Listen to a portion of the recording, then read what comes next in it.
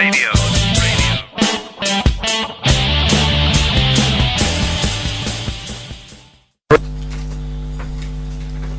Come on! Oh, look at that, your big Birmingham, intro. a city of doers, a city of industry, of invention, diversity. A city of warm hearts and humour in a cold world. A misunderstood city, the second city, but to those at Wembley, it's the first city, number one. Birmingham City Football Club. We carry not only the city's name, we carry the city's pride, the city's passion. 136 years ago, a small leaf Lions, we were formed. The name has changed, the belief, the values have not. It's a long, long, arduous road, more sorrows than joys. We may not have the remarkable history, we may not have the titles and cups, but our club, our supporters, we have each other. Never have we doubted, never have we given up, never have we lost hope, even in the darkest days of the doorstep of extinction. Birmingham City Football Club. We carry the city's name, we carry the city's pride, the city's passion. From the founding fathers, civil leaders, industrial giants, the great firms, Longbridge, Rover, Cadbury's, to our great artists, academics, musicians, comedians. From the legends of the past to the fabulous 50s, the 60s and the spirited 70s. From the modern heroes, the heartache and the memorable moments, Tate, Bruce, Horsfield, Dugarry, Granger, Carter. To the present, a new dawn, the Carling Cup final, Johnson, Carr, Ferguson, Zigic, Gardner, Young, McLeish. These are our people, this is our city, this is our club, this is our time. 2 years ago today, guys. Yes, that was the day, the big day, all down at Wembley. Welcome to Sports Radio tonight in the studio tonight. Of course, we've got Chris, as always, the inimitable Mr. G.A., the Gabby Cubby himself. Cheers, super Kevan Broadhurst. Yep, Kev, you've officially now had the clap. And again, Keith Dixon. And Keith Dixon as well. We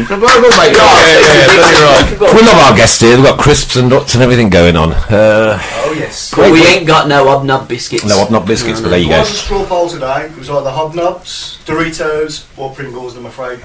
Pringles won. I like the I Pringles. shouted for Doritos, to be fair. Yeah, but we don't kill. I even made a song up about Doritos. Okay, very special day today. Of course, 2 years ago today, we were all down in London. Hands up those that were there. Of course we were. Yes, everybody. Apart from GA. I'm surprised given who he followed. Well, he is a Villa fan. Yeah. No, I'm not. There'll be a queue outside the door in a weekend. And, you know, what a great day that was. Great memories. And, you know, will it be repeated ever? I wonder. Of course it will. We hope so. And, of course, another big special day today is a birthday. Carson Young's birthday day. Were we going to wish a happy birthday to Carson Young? No. Is it really his birthday? It's actually his birthday today, yes. Okay. Yeah. I bet he had a nice time. Told you, do your research before you come in. I don't do nothing before I come in here. It shows. Right, Kev, it's great to have you in studio with us tonight. And you are officially our first ex-player we've ever had. Yeah. Marvellous news. Round of applause. Round of applause. Probably No, you've already had the clap once tonight, haven't you? Born on the 3rd of June 1959. That's correct. That makes you 53. Really good, I'm answering questions, especially subject myself. In Dewsbury. Correct. I've got 2 out of 2. Oh, no, Broad, you're on a roll. I could win this.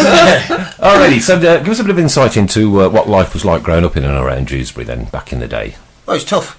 It was tough. It's a different world, wasn't it? And I think, you know, I deal with a lot of kids now, and we talk about the values of our day, and we've got to accept that times are changing. Very much so. I mean, I was born council estate, mum and dad, 4 sisters, no car, no telephone, no nothing really. It had to be tough to get out of there, and football was an avenue out really, and that's what I did. And I mean, we talk about kids now about You know, education. In my day, for me, it was football. And if I hadn't done reasonably well at it, I'm not sure what I would have done. Probably joined all my mates down the pits and the building sites and everything else. Well, you're only a couple of years older than me. You know, due respect, of course. Back in my day, it was all football. Unfortunately, I had 2 left feet. I couldn't do it. Couldn't do it. I was just one of those kids. I had 2 left feet as well. No, I was just one of those kids that I was unable to do any sports whatsoever. I couldn't catch the egg ball and this, that, and rugby. I couldn't. I just couldn't. I couldn't be bothered. I did all mine. I did all mine after I left school, so it was all good. But anyway, 173 games for Birmingham City Football Club in all competitions. 153, I believe, in the league. 10 goals. No idea. I honestly do not remember. Do you remember scoring? 10%. I remember who they're against, but I don't always remember what they were like. Over the years, they've got better and better. Oh, of course they have. Every Now, single one. I think 10 would have all been goal of the season contenders. Well, yeah, and I'm that's sure not- at the time I mean, they possibly wouldn't have been. For a defender, 10 goals is not bad, is it? I mean, to be fair, Broad, although he was an absolutely cultured, you were a quality kind of like the old half-back, weren't you? Kind of. I mean, even the positional names have changed, haven't they? And I mean, Exactly, I was, as you say, a half-back type player in those days. But I mean, we were much more flexible. Yeah. You know, we could play in a number of positions, and just talking now, the guys now, they're either a right back or a left back. Well, in my day, they were a right back and a left back, and a centre half and a midfield, if you asked. Yeah. So I think I'd have always been Doris the Tea Lady, mate. the game, well, you'd have kept your position. Yeah, exactly. But no, it does change, and obviously, I mean, I was lucky. We had one sub in the days before me. They had no subs. So when you were a sub in those days, you had to be able to do a little bit of everything, because if you came on, you couldn't be a specialist. Yeah. Because you could come on anywhere on the pitch, and now, you know, pretty well everybody on the bench is a specialist at something. I think it's changed massively like that. But you know, that's the way the game's gone, really. Yes, but I can't. You know, I'd love to walk down that tunnel. I'd love to do it. You know, it's like I think we all would here on match day with a blue shirt on and wear that badge. You know what I mean? Like play for if you play well for the badge on the front, then we'll always remember the name on the back. That's my motto. I like that. That's pretty clever, isn't it? You know, Yeah. you jump in, mate. Well, it's an incredible experience walking on St Andrews. Because when I've done it. I've actually won £1,000 once on the lottery. No, but to play Winning the lottery, but playing it a little bit different, you know. to play on So the let's pitch. Play on the pitch. Yeah. When Triton Showers sponsored the Blues, Yes. we played the All Stars. Triton Showers. Do you remember? It was about 93, wasn't it? Still got a shirt key. Yeah, well, I didn't sell many, but the ex-players wouldn't play in the Kumar design shirt. Do you remember this? It It was a Dolly Mixture shirt, wasn't it? Was that It one was with the all Indian the colours. on it? The Indian colours of the Indian flag. I refused to buy one. Done like raindrops, you see. So anyway, I ended up playing left back, marking Harry Roberts, and I mean, I never saw him all through the game. Well, you should Come see off him at last half week. time. Come off at half time. It was a pre-season. It was a pre-season pre-game. Right. We were playing Real Sociedad, and we played the old boys before that. And I come off at half time. I didn't stop sweating until it was about 11 o'clock. It's just the turf. You know, they talk about Wembley, how it saps everybody. Yeah. If you're not fit and you go on that pitch, Oh, I'm not fit. it just destroys you. To be fair as well, I mean, you know, you say he was marking Harry Roberts. Yeah. I mean, he wasn't the most mobile, was he? It was that bad.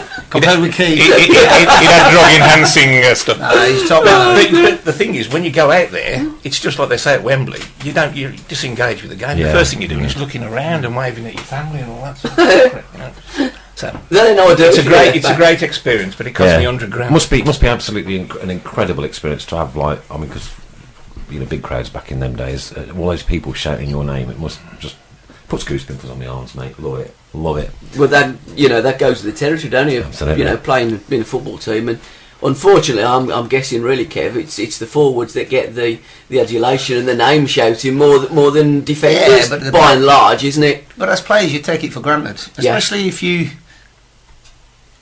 get used to it as a young player. Yeah. You know, maybe if you come out of non-league and you're 23, 24, you might appreciate playing in front of, not being funny, 100, 200, 1,000 fans. You might appreciate it a little bit more. When you've grown up in it, I mean, I remember running out at lots of different places, all over the country, all the Premiership now. And and just taking it for granted, really. And it's because of youth, really, that you just take it as in your stride. Now I look back and think, bloody hell, you know, to captain Blues and, as you say, run out of St Andrews with a team behind you, run out at Old Trafford, run out at Main Road, run out at Anfield, and at the time I thought it was just natural, and anybody could do it. And when you look back, you think, well, no, not anybody could do it, and not anybody could cope with it. Yeah. As Keith said, you know, it's we did it, and we took it for granted. Whereas other people, and I manage, they have every year they have this soccer aid, and I manage people. 2 former players manage the teams, 2 playing the teams, and I've done both managing and playing. And the people who come in that, and they just can't cope with playing on a I was going to say Premiership ground, on a Championship ground, and they can't come to terms with it all. It is quite strange, really. Oh, I could take all that in. It's just that I just didn't have you. Just kick a ball, you know what I mean? Seriously, anyone can kick a ball. Just haven't got it in me. Haven't got it in me. There you go. That's another story. Dear God. Okay, so how did you get into football then, and how did it all happen for you? It's just mainly as a kid, really. I started my junior school, and we were very much a football junior school. So at 8 I was playing in the under-11 team, and at 8 I was representing the district, and it just mushroomed from there. I joined probably the more successful amateur side for our age in Yorkshire, and from there I bounced to Leeds and Man City and Birmingham and Burnley and Bradford and places like that, really. So at 14, 15, I used to go. I mean, we didn't have academies then. I mean, now this game is full of academies, EPP, you know, category 1, 2, 3. I mean, the football now is unbelievable. It's 24/7, even for 10, 11, 12-year-olds, which is incredible, really. Do you think it's too much, Kev? I think it is too much, and until they show me the figures that we're actually producing so many more players than we did. I mean, the talent pool is still what it is. I mean, our involvement with professional clubs was at the time school holidays. So February half term you come for a week at Birmingham, but April half term you go. Maybe if you were offered, you go to Man City for a week, you go Bradford a week, and then in the 6-week holidays you didn't go anywhere particularly until late because all the clubs would be off. So you know, and clubs would then ask you back, and then when you're 15, 16, a lot of them used to sign what was called the blue form, which tied you to a football club. But to be fair, the people I had around me, family, said just go and enjoy it. And when you find somewhere you enjoy, then just go and sign. So I left it, never signed for anybody. Played for this Pudsey Juniors, as it was, where a lot of players went into pro football. And I just waited, and I got 1 or 2 offers. But I'd always enjoyed Birmingham, always got a liking for it, really. And I could have gone Leeds, I could have gone to Man City, I could have gone to Burnley, could have gone to a number of clubs, but I just quite liked it. And I'm one of these that I like to be comfortable. I don't like challenges particularly. You know what I mean? Me and my wife at the moment doing this paddy course. We're off to Australia in the summer, and we're doing this diving course, Professional Association of Divers, and it's like frightening the hell out of me. So I don't like things I don't like. So Birmingham always made me welcome, from the kit man to the guy who made the tea to everybody else. So I was delighted when they said come and sign for 2 years, and that's what I did, really.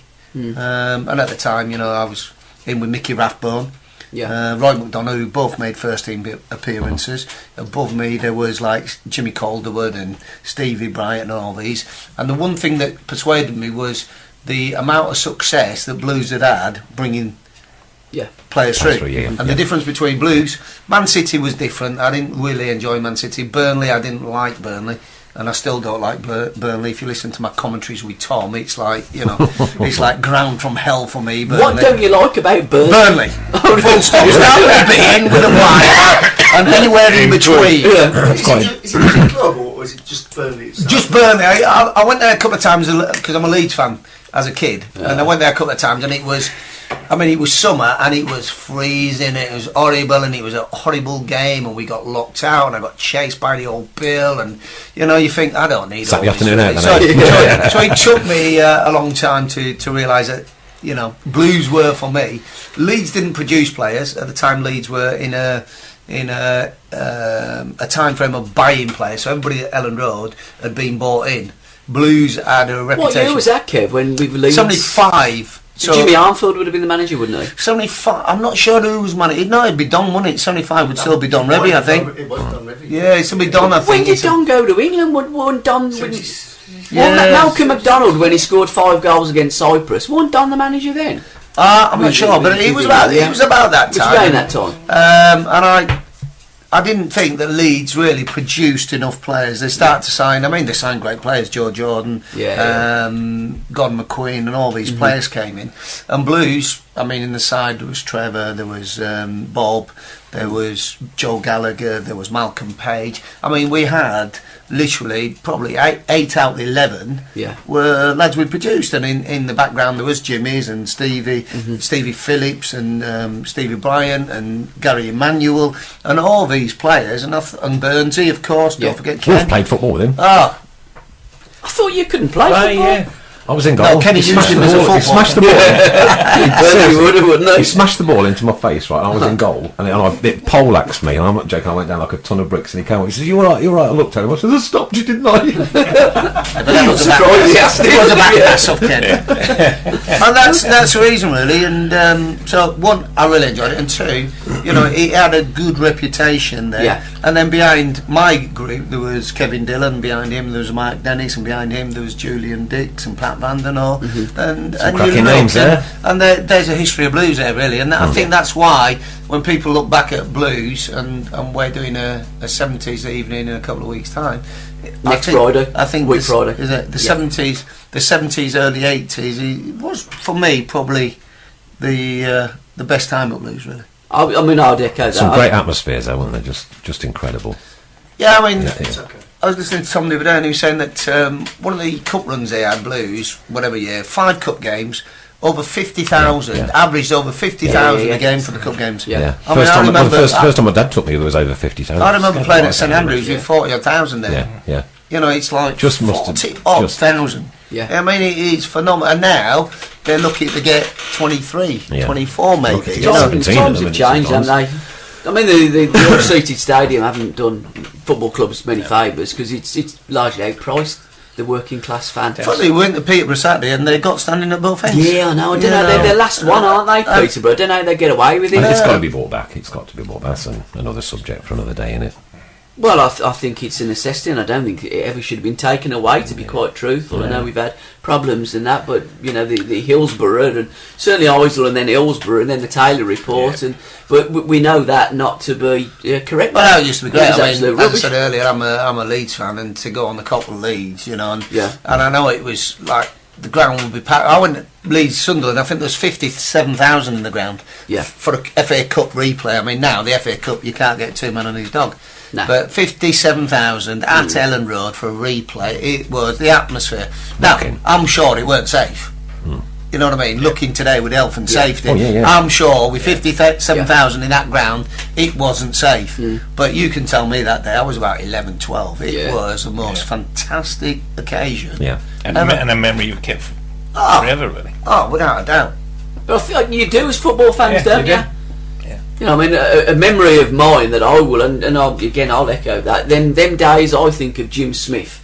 I think Freddie Goodwin and then Jim Smith are the best 2 Birmingham City managers that I've ever seen. And certainly in terms of Jim Smith, it was always playing attacking, attractive football, and the players that we had within our team, they were all comfortable on the ball. We used to play some decent football in Well, them Jim would days. rather win 4-3 than 1-0, wouldn't he? Exactly, yeah. I mean, the only thing I disliked about the terraces is every Monday morning we had to run up them. That was the only problem. And if cleaners didn't turn up, we used to have to sweep them as well on a Monday morning. Pretty steep, that cop as well, wasn't it? It was unbelievable. Yeah. You go up It and was- I down think it there a was- few times. I think, I'm not 100% sure, but I think it was the second steepest one. Man City's was the first, and ours was the second steepest. When I used to get to the top of there blowing through my backside, it felt like the steepest in the country. Do you think that young players should do that now, though, today? I mean, that was good grounding for you, Kev, wasn't it? They do need to do something to keep these kids grounded.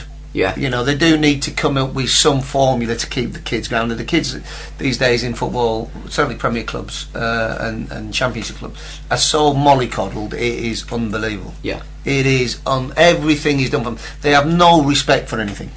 Not even the kit. You know, the kit is just lobbed in a corner. They do have to put some ground rules in where. So I'll take the it you went kids through have all a your boot duties then back in the day. Oh, absolutely. You know, you used to. I mean, it used to be great because you used to start of the season. There'd be probably 16, 18, what was called apprentices. So you'd have four pair of boots each. But as the second years were released, instead of 16, 18 of you, it got down to 10. So then your numbers would go up to 5 pair each because there didn't anybody else come in. So then it was 6, and by the end of the season, when all the second year had been released, you got up to 10 pairs apiece. Like most of your day was spent cleaning boots. And if you had Trevor, who had a pair of boots for every day of the week, you know, it used to be, you know, these, what were they called? Stylo.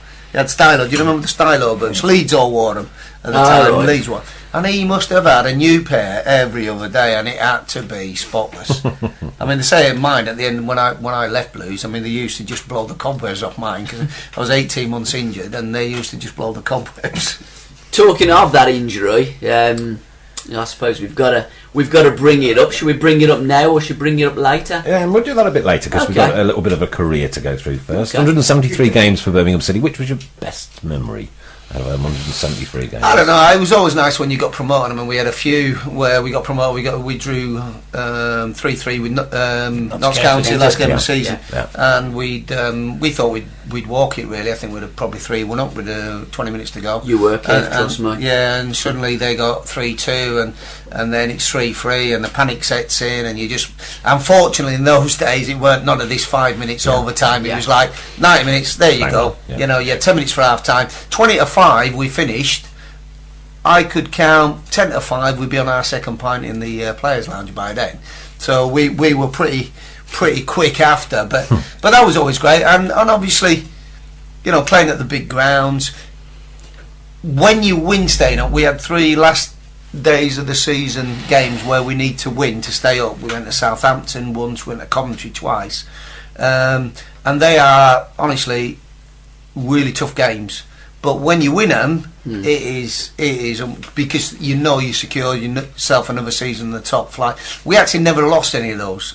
I don't know how it would have been had we lost one of those, but we never did. We won all 3, 1-0 as well. All 3 1-0, and that was in about a 5-6 year.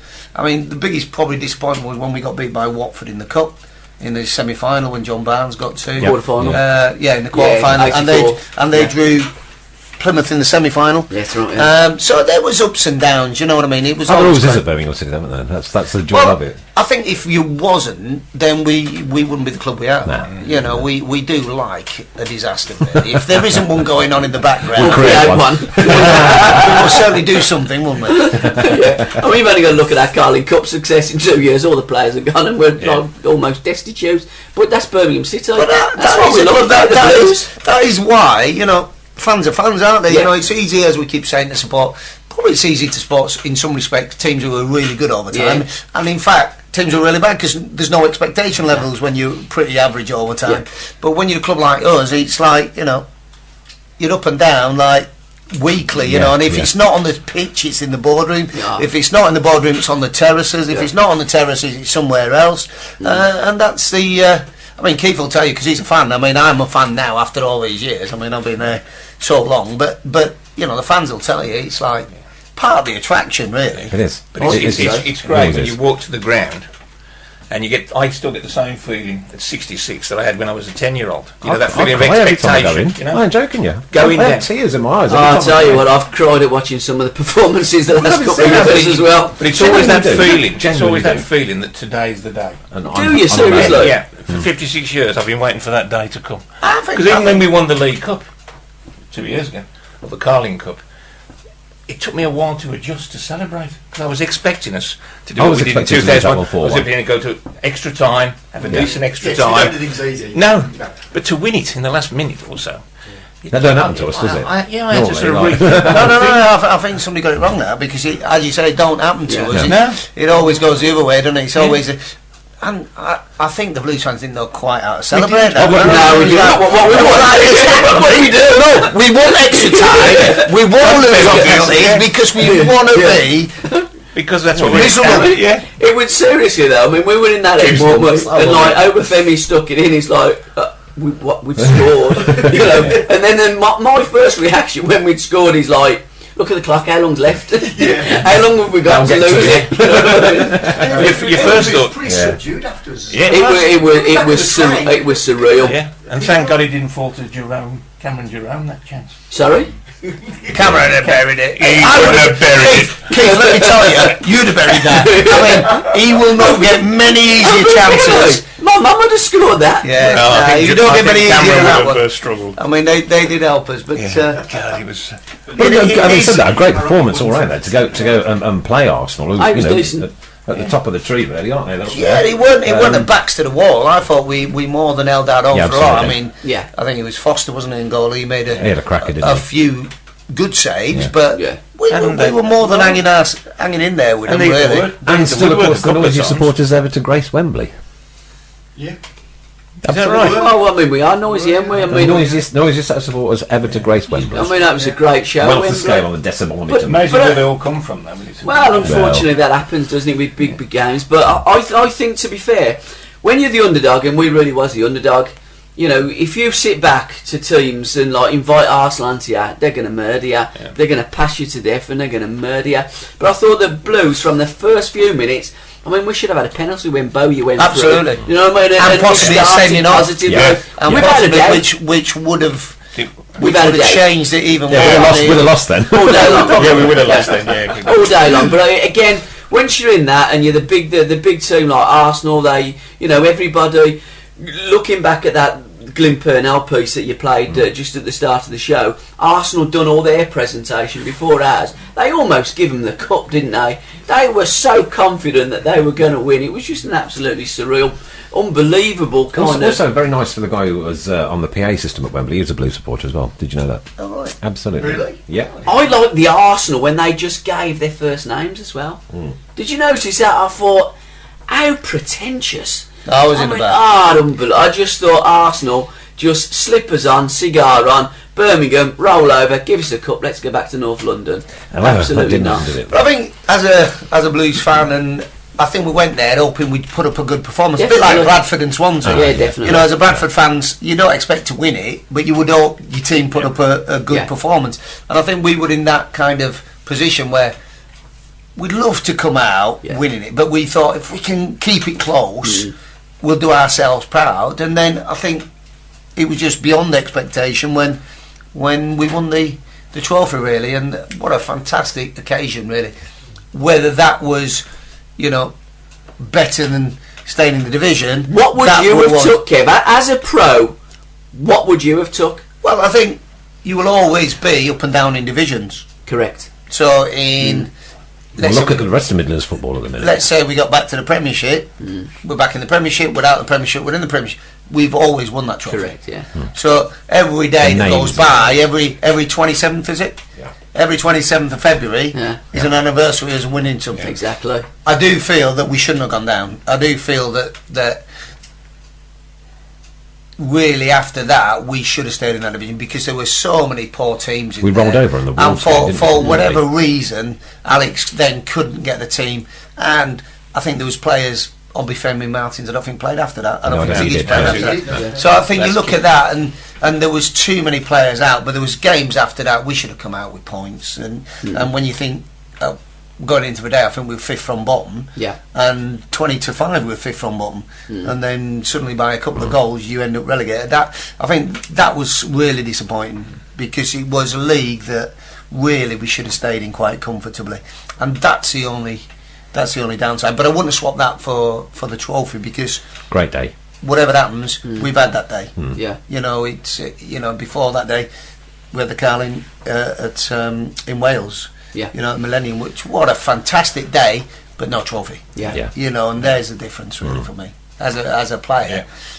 Great days, but medals on the shelf. You've got to be a winner. Yeah, without a doubt. And I think that's what you want to be. It's funny, it's like we'd waited best part of a lifetime for it. We'd have the Leyland DAF and the auto windscreen. We had the and 1963 team, promotions and Guy. Yeah, I know, but I'm talking about sort of like younger people now, and what a lift that was for everybody just to have that feel good factor for once. you know, I'm talking sort of like people in the 20s and who haven't seen anything before. But then, like I say, to go down in the same season and then Fulham game done us. To be fair, There was that was another an one, awful game. with wasn't it? Blackburn Oh. away. and we played Wolves as well. And, Yeah, there was a number of games. I mean, it was sent off, But didn't he? Fulham, you're right. Oh, that Fulham game when we should have won that. But again, Lancashire Central McLeish, Hospital, the 2. However, that's you know. but McLeish was so boring. He was so it was. negative.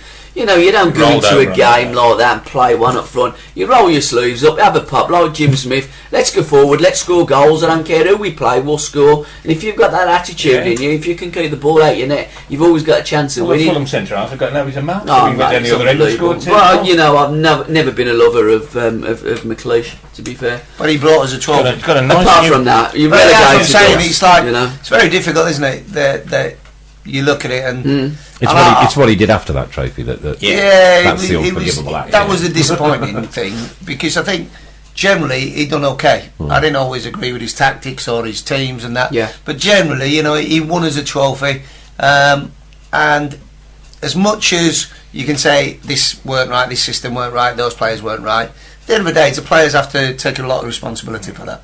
Yeah. Because they didn't produce anything like the goods. No, not at all. You know, all they needed really was one really good performance. But having said that, though, Kev, where you say the players should take that responsibility, they don't, and then the first thing they do is jump ship as and when the time And comes. that's why they don't take there's responsibility.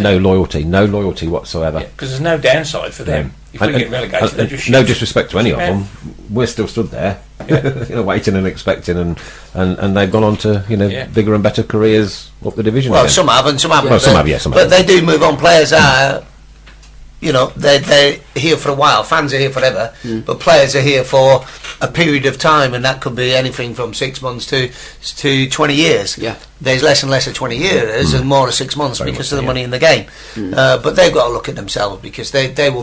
I mean, you look at the team that we had out at Wembley. That was a real top team. Well, we've got 3 of them left now, haven't we? Well, we've got Stephen Carter, who's Zigic, injured. Carr. Zigic.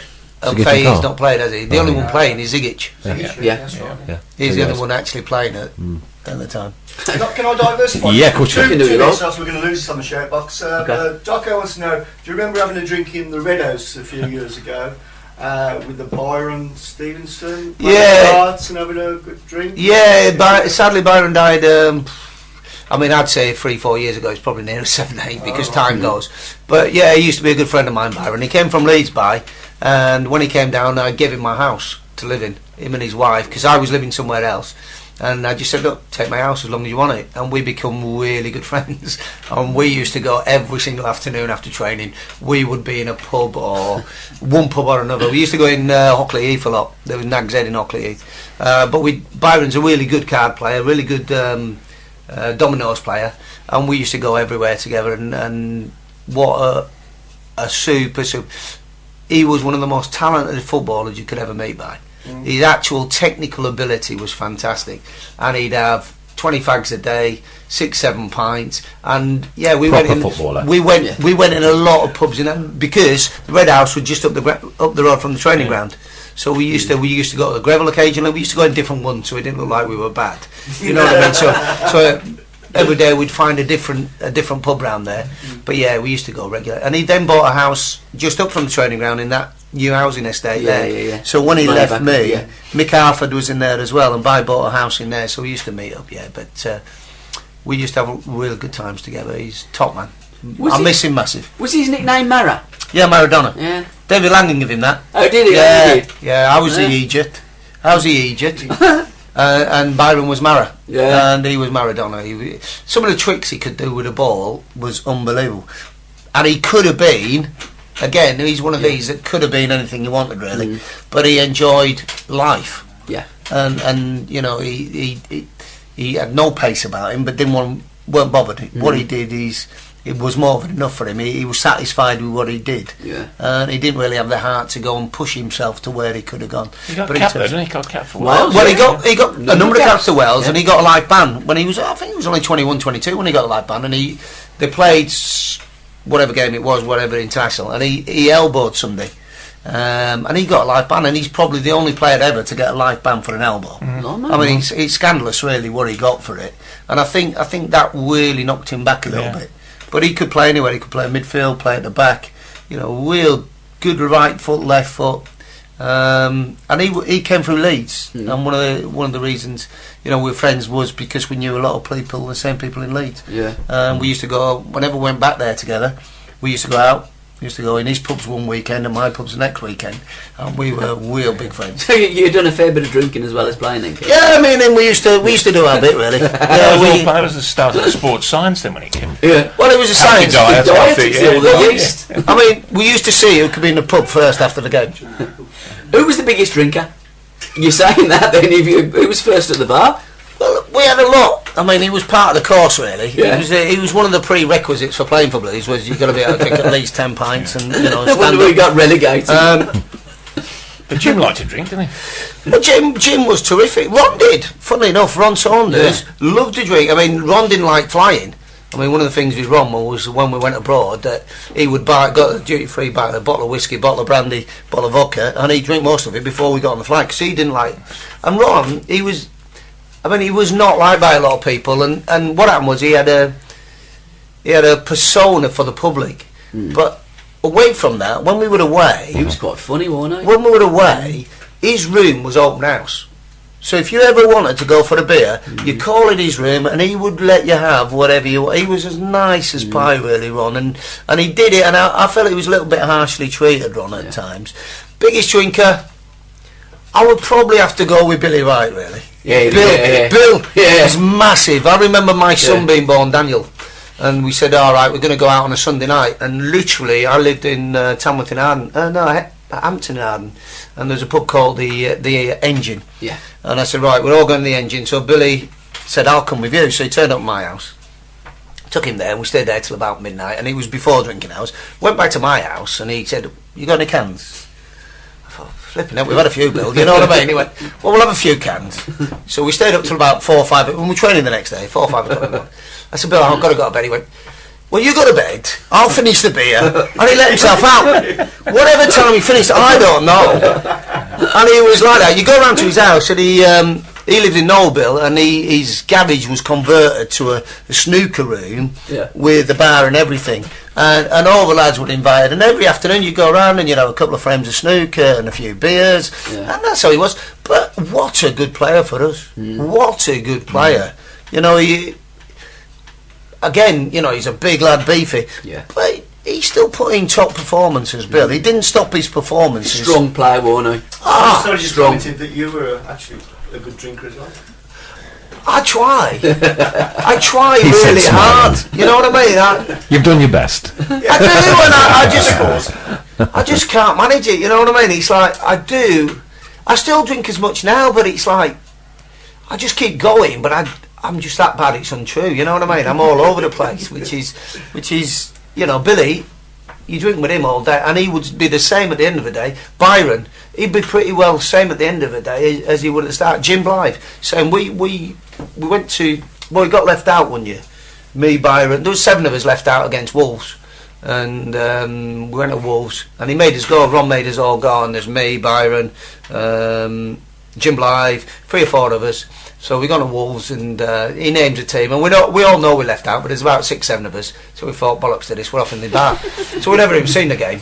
So we get back from the game, all the beers on the coach. Anyway, we've got back to St Andrews, said, we're off now, we're off to the clock. So we went to the clock on on Coventry Road.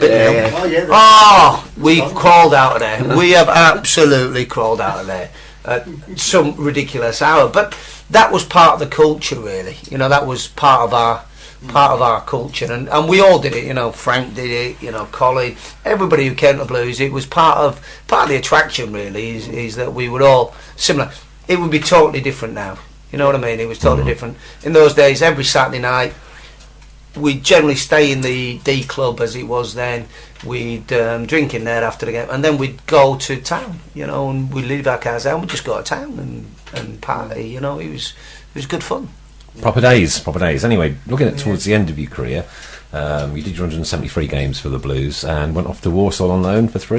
Yeah, in 1978 I went there, I think. I'd had a knee injury, and Jim thought it would be good for me to go and get some games in, which quite. And funnily enough, I did the Peterborough game on the radio the other day, and it's the only time I ever played at Peterborough was for Walsall, and we won 3-1. And I played 3 games in the month. Alan Buckley was manager. Good side as well. They had a good side. It was like the time where they had Kenny Moore, Don Penn, and all those, Ricky Sprague, Ronnie Green and all that, Ian Paul. And I went there and it was great. I had 3 months, went in there, and first morning you go in and I'm looking for my kit on the peg, which at Blues, you know, you had your kit rolled or your kit put out, your number, everything else. There was just a heap of clothes on the floor. And I'm thinking, well, who's that for? And Ron went, that's the training kit. And if you got there late, literally, there was nothing left. Yeah. So your shirt would have an arm ripped out, your shorts would have socks with a hole in them. But it was great. And to be fair, I played 3 out of the 4 games in the month. They played a cup game, and then Blues wouldn't let me play in the FA Cup. And at the end of the month, Ken Weldon, who was chairman there, came out and he said, look, I want you to stay. The lads are really happy with you, the manager and that.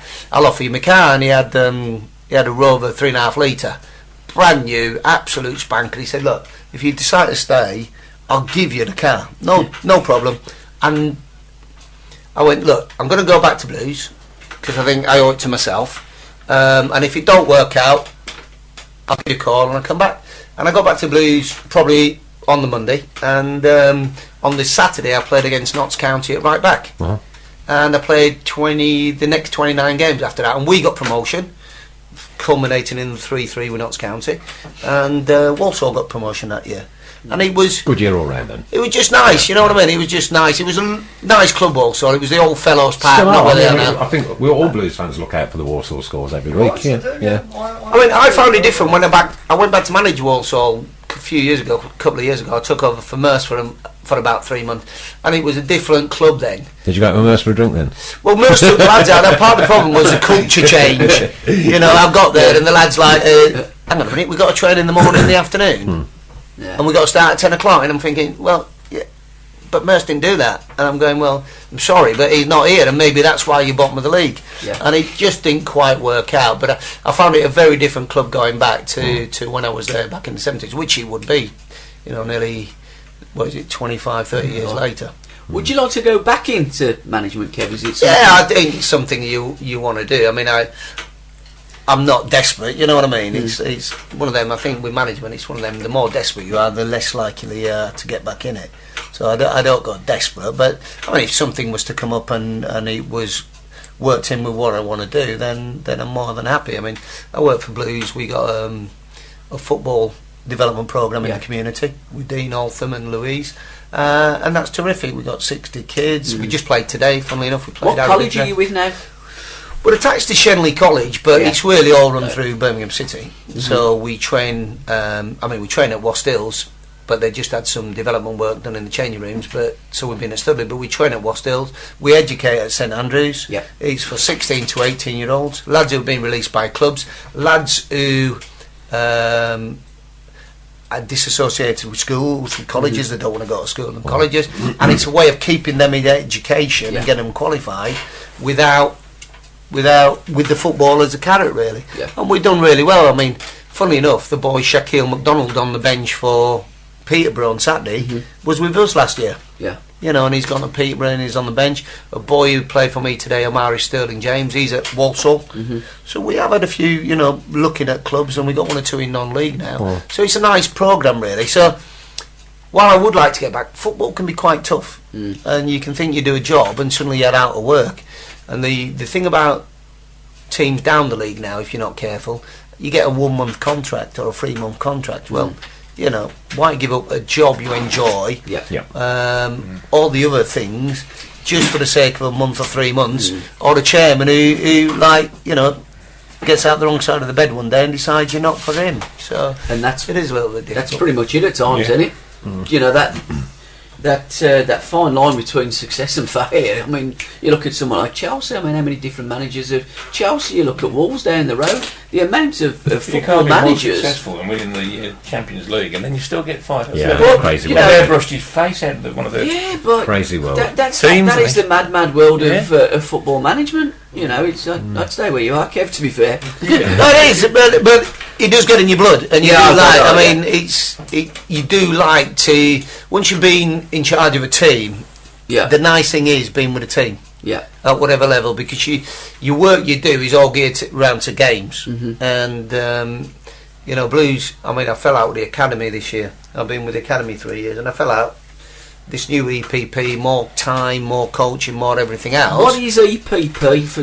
Elite Player Performance Plan. Oh, okay. So every player has a performance plan geared around him, really. Yeah. And they've come out with more coaching, more game, football time, and everything else. Mm-hmm. And they said to me, "Well, we wanted you to do all the coaching, but not do games on Saturdays." I said, "Well, I can't understand the reasoning behind that, because if you're working with a team all week, you know, and I think it was them just trying to get me out. I think they'll always deny that. Mm-hmm. But hang on a minute, I've been with the team 3 years. In that teams that I'd helped coach, Will Packwood, Nathan Redmond, Callum Riley, Mitch Hancock, Rhys Hales, Jack Butland. Well, I'm not being funny. Compared with the previous 15 years at Blues, Farring in a bad group to work with. And whilst I'm not saying that I was responsible for all that, you think, well, you can't have done too bad a job. And then to say, well, on Saturdays you're not going to be with a team, you're going to be with the lads who are left behind, I think is a little bit. And the guys they gave it to, compared with my experience of league management, league playing, and none of that, I'm sure there will be good coaches in years to come. You think, you take the... I won't be rude on air, but you take the mick, really. I know what I'd tell them to do. I mean, I've been involved in football management with kids, and as I say, I've certainly been aware of and I think you and Dean have done some great work. I mean, you were there with Birmingham City when you had the tie-up with Solihull College years ago, and we did that. We started. Yeah, absolutely. I mean, our first involvement in when Dean, who's the community director of Blues, was with Solihull College. Absolutely. And we had some good teams there. We've always been successful, really, in terms of winning things. Yeah. Because he tries to employ coaches who are footballers. Yeah. Because we do have a winning mentality. Not winning is everything, but we do have a mentality about winning games. And Martin O'Connor works with us, and we are passionate people. We want to win games. We want to win trophies, and all this. It's not about winning. I think that's part of the problem we have in England. Is that a lot of it is don't worry about winning. And then you get to the first team, and no disrespect, that's all it's about. That is all it's about. Certainly is for us on the terraces, anyway. Absolutely, and they go, well, too many now modern coaches. Well, we had 80% possession, and we had X number of plays, and we're in your half. But what was the score? Well, we lost 4-0. Well, what the hell's that about then? We drew against Sheffield a week in the week the other week. I actually drove home feeling like we'd lost. That's how it gets you. I mean, to be fair, you can get your statistics and you can get all these EP. Statistics and I tell you what, you can shove it where the sun don't shine. I like because if you've coached, you've coached and you've managed, and I've done that with kids football and stuff. And you're preparing for a game. You want the game, and the bottom line is you want to win. But there's another level, isn't there? After that, there's always levels. If you've been to all the home games this season, how many tackles have you seen midfielders make? You haven't. There's no bloody. It's almost like an escort agency. I think this way. I think a lot of games. It's just shambles. Talking about tackles, take us through the one that finished your career. Yeah, that's a strange one, really, because if you ask people to name it, 90% of people will get it wrong. Sorry, Kevin, I missed that. Name what? Which tackle it was? Oh, we did have a quick. Well, it was an horrendous tackle, wasn't it? We can all remember the person that made the tackle. Nah, but that's where everybody's wrong. Right, Who was the person then that made it? Let's have the Kevan Broadhurst take. I know it got knotted. Yeah, no, but that's totally wrong, you see. What happened was, everybody assumes that it was at Villa Park, and it wasn't at Villa Park. You see, I did get a tackle at Villa Park that put me out for 3.5 months. That's right, yeah, and that was by Steve McMahon. Correct. And it was a slippy old day, and the ball came forward, and it bounced off me between me and Steve, and I've gone to to pass it, and he's gone straight over the top, and actually separated the bones in my bottom of my leg. But 3 months later, I come back. I think we were reasonably well in the table at the time, and Ron Saunders said, look, and I hadn't played a game, I just started training again, just got back into full-time training, and Ron said, look, we got Forest on Saturday, will you play? And I said, well, I'm not sure I'm ready for that, to be fair, Ron, or Gaffin as I called him then, and he said, look, I'll put you on the bench. So I went to Forest, and we got beat 5, and he brought me on at half time, and I didn't feel too bad, to be fair.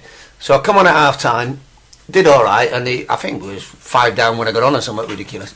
So we got beat 5-1, and we played Arsenal then a couple of days later. And he said, look, I'm going to start you. And I shouldn't have really, because I hadn't played any games, you know what I mean? I'd played 45 minutes because I didn't play a reserve game, because we'd gone from a reasonable position in the league to usually, as we were, by March, April, halfway down the league. Well, closer to the bottom than that. And he said, look, I want you to play against Arsenal. I went, OK, I'll play. And about a minute and a half into the game, the ball's gone between me and it's a lad called Colin Hill, actually, who was a young boy playing for Arsenal at right back. And funnily enough, Colin came to Northampton when Ian Atkins and I were manager and assistant manager there as one of our players. Yeah. I used to kick him every day in training. I don't think he realised why I didn't like him. Anyway, the ball's dropped between us, and he's come flying in, and I've gone flying in, and basically we just hit each other. And the difference was my studs went down his shin, and his studs went through my knee. Had it been the other way around, he may have had a career ending. So we both got carried off, get down to the treatment room, and what they did with him was they just cleaned his and he could go back out, so he was okay. What they did with me was they looked at it and had a massive gash in my knee, and there's quite a lot of half his stud was in there for one, so the doctor took the stud out, but what he did, he stitched it up. Oh, right. So he stitched it up, the doctor sent me to the hospital, so the ambulance takes me to the hospital on my own. No MRI scans in them days, on my own. Yeah. Nobody from the club with me. So I'm still in the kit on the you know, at the ground there's an ambulance every game. Yeah. So I go in that to the Birmingham accident, get in there, and the doctor says, look, I'll tell you now, I can't do anything because your club doctor stitched it up. Oh, brilliant. So he sent me back to the ground, get back to the ground in a taxi now. Yeah. So there's no ambulance to go back, so I have to get a taxi back. Yeah. I'm in my kit. The taxi driver wants his tenner, whatever it was. I don't okay that in me kit. So I've had to hobble in to get the club secretary paid the taxi driver a couple of quid probably in those days. Yeah. And that's it. I get home on the night and my knee swells up to 3 times, 4 times the size that it was, and the next morning I wake up and it's exploded and the bed is just covered in whatever's coming out of my knee. Man. So I've had to, next morning I've gone in and they've sent me back to the hospital, they've opened it up, they've cleared it out, and from there really I had 7 operations trying to clear it out, trying to get it all right. I had cruciate damage, I had medial ligament damage and everything else. That, but it was all down to this one tackle, which was Arsenal, not Villa. And I was there that day. Where? Villa. Yeah, well, it weren't that, you know what I mean? It weren't that, it was the Arsenal game that actually finished it off. But I should never have played. I mean, nowadays you wouldn't play. Nowadays you physio and your medical staff would all look after you, it wouldn't be a problem.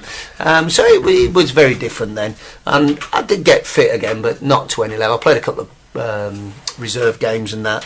But we're never comfortable with it, and that was it really. I had 2 years. I got injured in 1984-ish, 85, and I had 2 years left on my deal, on my contract, and I stayed for 2 years getting the operations, getting it cleaned out, getting everything else, but never played another first team game really. Oh, right. So I thought it was that Villa game. Yeah, no, everybody does. No. No. What did Noel say after? Well, I mean, he kicked off at Villa when I got injured. I got injured, as you know, against Steve McMahon, and like it kicked off down the tunnel really. Yeah. And half the boys decided that they wanted to go in the home changing room as opposed to the away changing room. Yeah. And to be fair, if Blakey says it's Tuesday, it's Tuesday. Big Noel. He was a hard one. He was a tough lad, Big Noel. But there were some good lads, you know what I mean? In that crew, you know, the Oppies, the Howie Gales, and all them, TC, Big Mick. We had some white characters in them days. I mean, we weren't usually the best footballing team in the league, but not many people wanted to play us. There was some hard, not some. When your centre forward's the toughest player in your team, you know what I mean? Is he the toughest person that you've ever played with, Mickey Harford? He's one of the toughest for certain, both physically Yeah. and as a player, because he was a terrific player, Mick. Yeah. You know, he was a terrific player.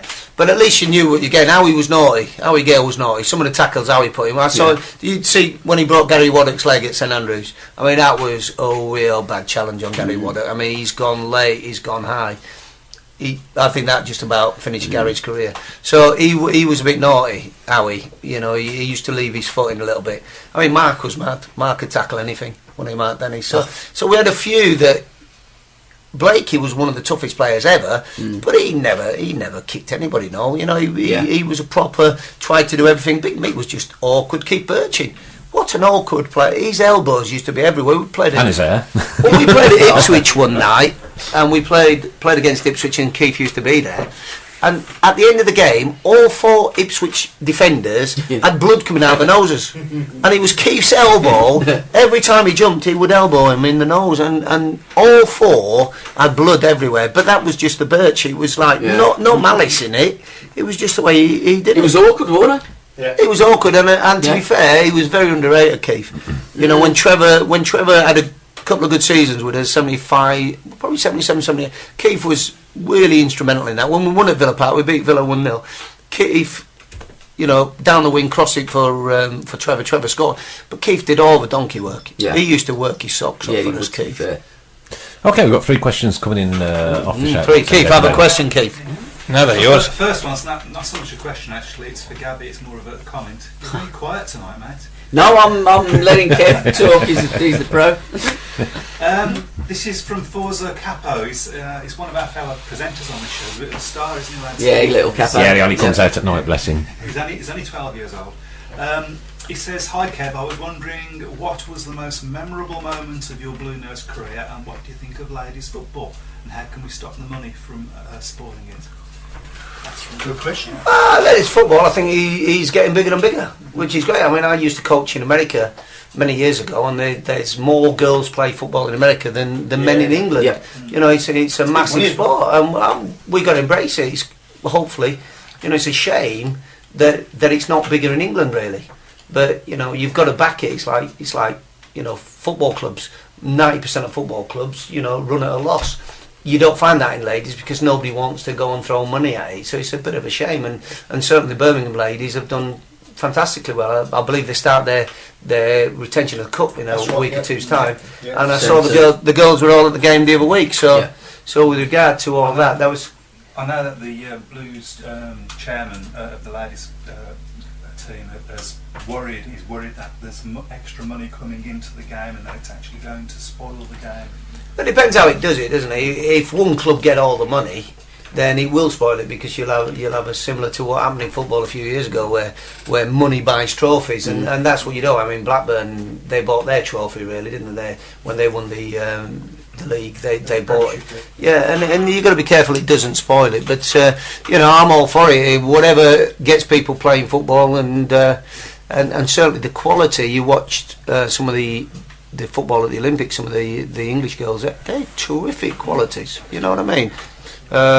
Regarding games, I never know really. I'm never sure on which is my favourite all-time Blues game. You know what I mean? As I said earlier, because we never really won a big trophy. You know what I mean? It would be easier if you won a particular, like the guys who won the Carling Cup. That has got to be the biggest day. For us, we didn't win enough. So you look at your promotion, that would be a big day. You look at beating relegation, that would be a big day.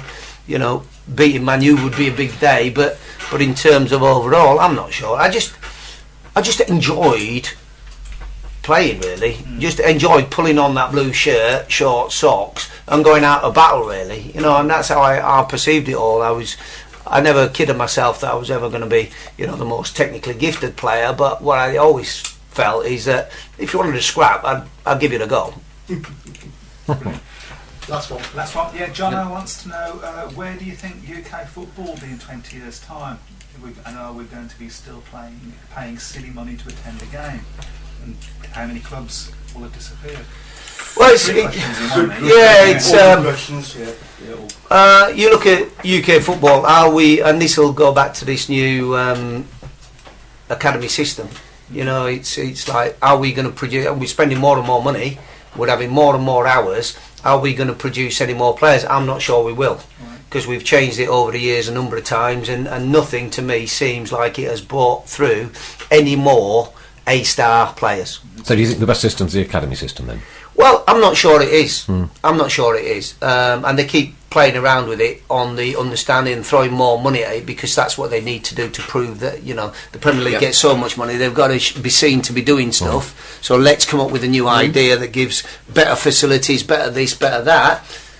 But are we going to produce any more players? And I just think that the actual talent pool is very small still. And I think what we're looking at is where a lot of players in academies, in my opinion, are average players.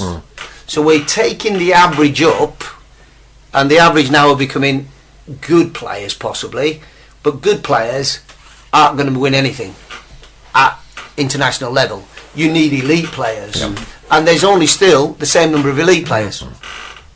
Because all the clubs are scratching around for players. You look at every club, they're all scratching around to find better and better players. I was at Blues, we played years ago, I mean now, Category 1 teams can only play Category 1 teams. This is what they're doing. Category 2 can only play Category 2. So they're trying to restrict what you can play. A couple of years ago, or last year, we could play, as Blues, we could play Chelsea, Arsenal, Tottenham. And we played them, and we more than held our own against most of those. Very rarely did we get beat by maybe the odd goal, and often we beat them. And you think, well, and we weren't overblessed with talent particularly. So you think, well, I thought all these clubs were supposed to have all these amazing players, and they don't really. They don't. And what they do, a lot of the top Premiership, is when they get to 16, they bring them all in from Europe. So they work all this academy system to 16, and then they say, well, you lot aren't good enough, let's go and get academy. And you look at some of the academies now, the under-21 teams at these top Premiership clubs, and most of them come from Europe. And that's what's wrong. And what part of what is wrong for me is that we're seeing too many European players, not in the Premiership, but in the Championship and in Division 1 and Division 2. And our younger players are not given the opportunity to flourish in those leagues. So I just think we need to look at that really and sort it out. Money is killing the game, but while people are willing to pay this... tweeted the other day, is sports science killing the game? And like the amount of people just say, money, everybody... Yeah, but sports science have made themselves so important in the game, it's ridiculous now. I mean, as I say, now the kids have pre-ab, so they have a pre-warm-up, then they have a warm-up, then they have a non-contact. So first hour and a half of training, they don't actually get into any proper match play, and then they have an hour cool down after. So we're trying to build up, and sports science. The sports scientists used to get the kids nearly as much as I did at Blues. To show them how to do, fast feet and high kicks and all that. And I'm thinking, hang on, but the game's still played with the ball. And I do think sports science, while it's a good addition, it's starting to take over, and it's becoming a bigger department than actually the coaching. And I do see that as something that needs to be looked at. I'd love to bring back a few of the old managers like Shankly and Cloughy and put the sports scientists in with them. I don't think the sports scientists... Well, they've got it now. I mean, they've got it now where players are on heart monitors, and they tell me at Chelsea, the players are on heart monitors, all the players who go out, and the guy sits in a hut, and he has all the information come onto his computer, and then he says, he's worked too hard so far, he's got to come out. So they take players out of training because their heart has been at a maximum rate for too long.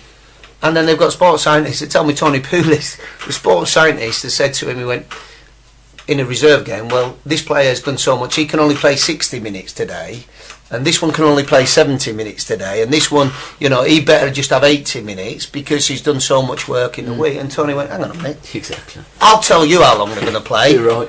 Because if he's rubbish, he'll get 10 minutes, and if he does really well, he'll be on the foot of...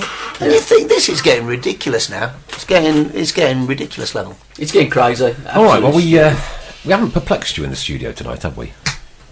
You've been very when you were with Tom Ross, nothing very eloquent in all your answering in this and the other. But there was one night not so long ago when you were pretty perplexed, when you were named in and amongst the fabulous and most famous 7 Yeah, they done me there a bit, didn't they? Really, They did, yeah. They actually did, and I mean, it was a genuine thing, really, because I mean, we're here. Keith and I, we are here on behalf of the former players as well, because I started with Tom and Dean. We started a former players association about 4 or 5 years ago, really, to try and get the club to recognise the service of former players. Tom and I have been doing the Blues All-Stars for 21, 22 years now. In fact, I've probably played more games for them than I have for the Birmingham City, and so has most of the lads. And one of the things we did do was, to recognise people who'd put massive service into the football club. And the original, we had 11 players, of which obviously Hatton, Francis, Latchford, Dugarry, people like that was in it, Burnsy. And then we decided that we'd have another evening, and we get the fans to vote for another 7, of which part of the criteria. In the first one, there was no criteria really. You could just vote for anybody. You could have played one game and got in there. And we thought, well, we got people who've played 100 games plus. We got people who scored, X number of goals. We got to put some sort of criteria on it. So, we opened it up, and every meeting who's in there, and you'd know that 1 or 2 Joe would be getting mentions, and I thought Malcolm would be getting mentions, and I just said, like, where are we? What's the final 7? And poor old Ian Bennett, didn't he, kid? Yeah, every week they say, Benno's getting a few, and I'm thinking, that's ridiculous. I vote for him, Mark Dennis or Kevin Dillon or Frank Worthington. I'm thinking, God, we got to get them in there. So and we got down to the final 7, and strangely enough, my lad rang me. He went, "Oh, Dad, I've heard there's a do on the night. Can I come along?" And I thought, "Well, he don't come to anything. Yeah, I'll take him along." So I brought Dan along, and we sat there, and they start opening the things, and I'm talking to Dan really, because it's Ian Bennett, and I'm thinking, well, Benno's good lad, but he's not having mine. You know what I mean? So I'm talking, and suddenly he's like, and he played X number of games, and he finished through injury, and it's like. And he served as a manager here and there, and he's done this, and I'm thinking, bloody hell. And then suddenly they name me, and I'm absolutely, and my son looks at me, and I'm absolutely flummoxed, absolutely floored with it, really, and so proud to be recognised. It was unbelievable, and it still is. And the picture must have been just an amazing night. I mean, to be involved. With that process, and then not to know anything about it, because they certainly kept it from you well. Oh, incredibly! Because I wanted to go up in the day. Yeah. And they got people looking after the suite, and I said, let's go up, have a look at the pictures and that. And they've gone, no, we can't go up. They banned everybody from the room, and I'm thinking, and I went, yeah, fine, no problem. I'll see it later. And it was incredible, but it was one of the best nights I've ever been involved with at a football club. Really? And it was an unbelievably electric evening, because we had Roger Hind. There were some big names there, weren't there? Well, it's some of my all-time favourites, and I thought, well, I'm happy to go because of who there was, really. And I think, again, we are back to the 70s, which was very much a golden era. But Alex Governor, who's one of the nicest guys, and actually brought Keep Right on to the end of the road to Blues. He was there, he was there, and he's got me in his 80s now, Alex, and what a fantastic guy, you know what I mean? And then you've got Roger Hind there, he was in tears, Roger, wasn't he? He didn't know if he could come. He's got cancer, Roger, and he was he's got cancer. He's just in remission. He's coming to the do next Friday, a week Friday, isn't it? Yeah. And he is, what a fantastic guy. And then you've got people like Page and Pendry, and you think these people absolutely give everything for this football club, and I just pop in on the end, which I thought was very nice, really. It was really sharp. I mean, I was there that night, and it was a brilliant night. Oppie's in there as well, isn't he? Oh, he's class up. I mean, you caught him, he is blue. He's blue on mine. He's a nut, and he is blue nut. You know what I mean? And he is probably one of the. I mean, I fall out with Up all the time, but he is one of the bestest ever you could. Yeah. And I played alongside Rob, and you wanted Rob in your team. Because he talked about tough players. I remember him tackling Brian Kilcline at Notts County, and Brian's 6'4", and Roberts tackled him somewhere around his waist, and was most disgruntled when the referee sent him off. And Brian Kilcline is a massive lad, and Robert just absolutely slaughtered him, really, totally cleaned him out. And he's like, but it means so much to him. it means so much. We still playing the over 35, although we're over 50 now, me and Rob, and he absolutely still looks. That is one of his greatest nights. You know, it's. He always comes off at half time, doesn't he? For what reason, I don't know. Well, he comes off at half time because the bar's used. I thought it Usually a Stella, ain't it? In fact, we used to fill his water bottle up with Stella because we always felt that he was better after the Stella than he was before. But he's Blues man. I mean, these people should be recognised by the football club. Yeah, you know, they did their service. You know, you look at players now, and it's all about them. Yeah. Where, you know, not just myself, but the Pendrys, the Gallaghers, you know, the Rodgers, the Oppett. It was about the football club. It was about what they could give for the Blues, not what the Blues could do for them. Yeah. Right, well, we'll come to your recent or now career in a few moments. But I'd like to bring in Keith right now. Keith Dixon, very well to you, sir. And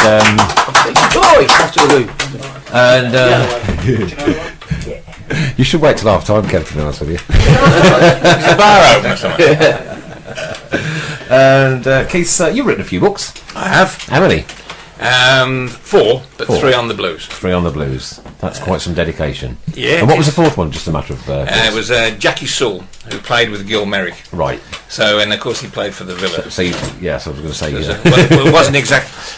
What happened was that Gil gave me some people to contact that were in that sort of the Hungarian side, 53.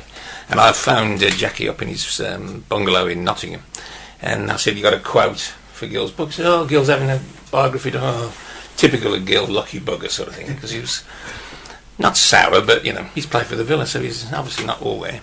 But anyway, so I said, "Well, I'll come over."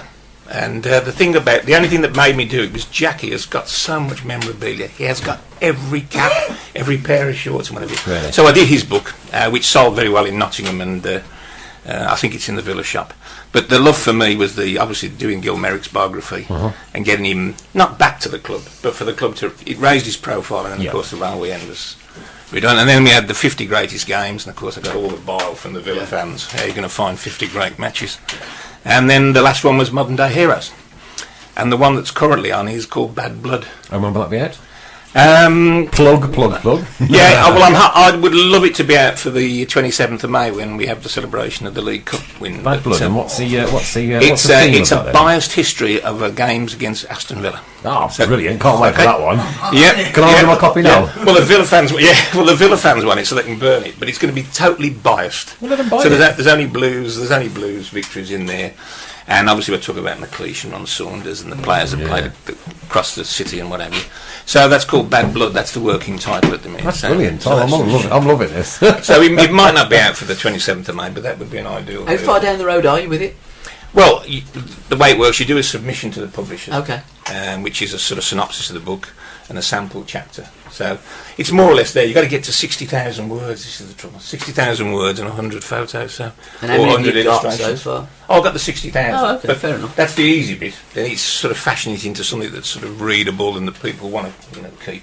So what if it's going to be a biased view against Blues? It's a bit of a win, really. We'll put on a copy anyway. Yeah, well, no brainer, isn't it, mate? Yeah. I think you ought to have books all that size of country, mate. You'll sell out, honestly. I'm guessing down at Villa Park you were going to sell me over and I think you do, you know. Yeah.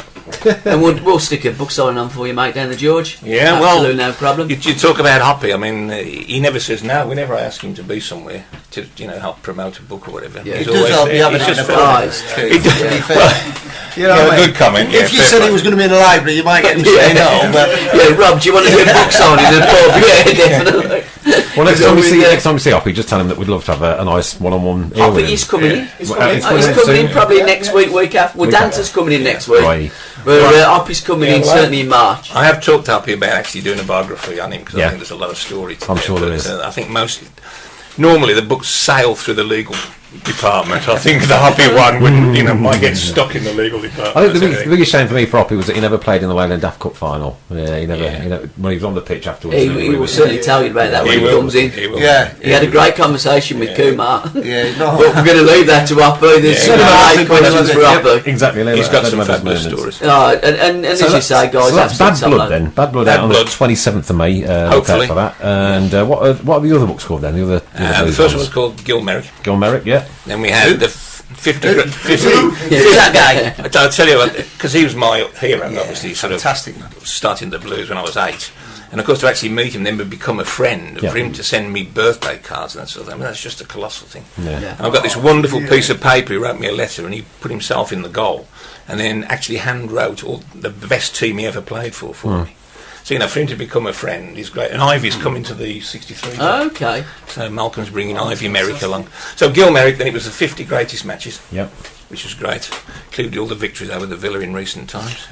And then there was the last one, Modern Day Heroes, which was...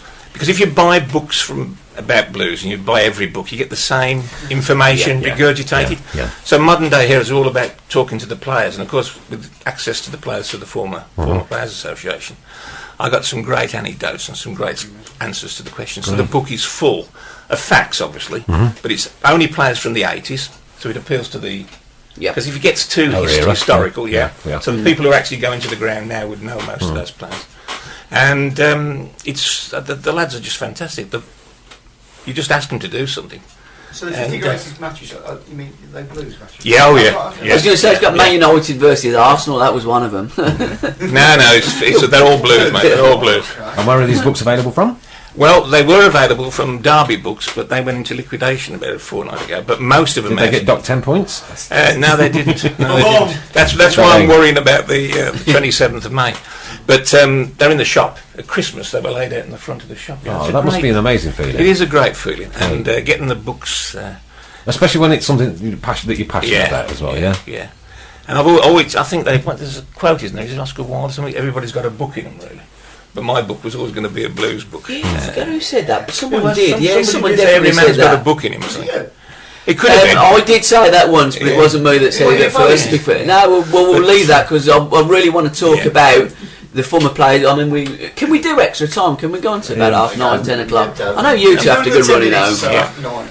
Okay, well we'll carry on if you know. But I really want to talk about the former Players Association, and so we can do the Bobby Moore poem, and that we'll mark the passing of Bobby Moore. We can do it next week. It'll be like 7 days plus, and what have you. So we'll have a little bit more time. I just want to talk about. So just answering your question, they're also available on online.